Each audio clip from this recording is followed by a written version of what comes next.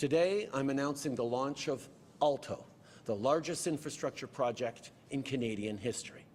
A high-speed rail network between Quebec City and Toronto with stops in Trois-Rivières, Laval, Montreal, Ottawa, and Peterborough.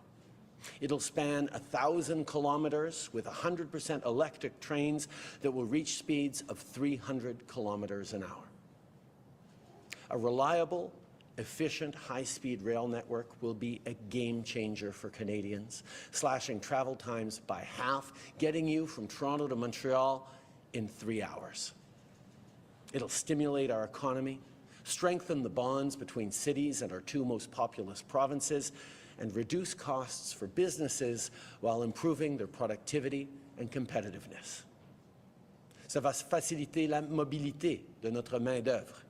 Ça va encourager le tourisme interprovincial.